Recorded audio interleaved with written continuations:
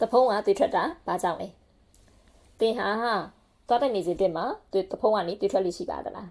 တခါတည်းသွားတိုက်နေတဲ့အချိန်မှာဆိုလို့ရှိရင်တဖုံးကနေသွေးတွေထွက်လိရှိပါတယ်နည်းနည်းတော့ကြောက်စရာကောင်းနေတာပေါ့နော်ဒါပေမဲ့စိတ်မပူပါနဲ့ဘာကြောင့်ဒီလိုဖြစ်ရလဲဆိုတာရယ်ပြီးတော့ဘယ်လိုလုပ်ဆောင်နိုင်လဲဆိုတာကိုကြည့်လိုက်ရအောင်နော်တဖုံးကနေသွေးထွက်တဲ့အကြောင်းရင်းများစွာတွေကမှအဓိကအဖြစ်များတဲ့အကြောင်းရင်းကတော့တဖုံးရောင်ရမ်းတာဆောင်ပဲဖြစ်ပါတယ်ရှင်တချီးတွေကနေတစ်ဆင့်သွားကြိုးတွေကြောက်တရားတွေကြောင့်တဖုံးရောင်ရဲမှုဖြစ်လာတာပါကျမတို့ကအစားအစာမျိုးစုံစားပြီးကြတဲ့အခါမှာခရင်းတန်ရှင်းကြီးကိုပုံမှန်မလုပ်ဖြစ်ဖြစ်နဲ့သွားမှာကက်ညိနေတဲ့အစားအစာတွေကခရဲမှာရှိတယ်ပေါ့နော်ပိုးမွားတွေကနေစားတောက်လိုက်ကြတယ်အဲ့ဒီလိုစားတောက်ပြီးတော့သူတို့တွေက acid ဓာတ်ကိုထုတ်လွှတ်တတ်ကြတယ်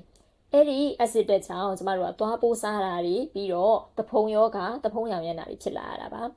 တဖုံရောင်ရဲတဲ့အခါမှာသွားတိုက်တဲ့အခါမှာတော့သွေးတွေကထွက်လာတတ်တာပဲဖြစ်ပါတယ်နောက်တစ်ချက်အနေနဲ့ကတော့အရမ်းမာတဲ့သပုတ်တက်နေဦးနဲ့သွားတိုက်တက်ကြလို့ပဲဖြစ်ပါတယ်လူတွေဟာတချီးတွေပြောင်းအောင်လို့ဆိုပြီးတော့ခါကြတော့သွားပုတ်တက်နဲ့ခက်ကြမ်းကြမ်းတိုက်လို့ရှိပါတယ်အဲ့ဒီခါမှာတဖုံးတွေကိုထိခိုက်စေပြီးတဲ့ခါကြတော့တဖုံးကနေသွေးတွေထွက်လာတတ်တာကြောင့်ဒီလိုမျိုးမလုပ်ပါနဲ့နော်တချို့ကြတော့လေ scurvy လို့ခေါ်တဲ့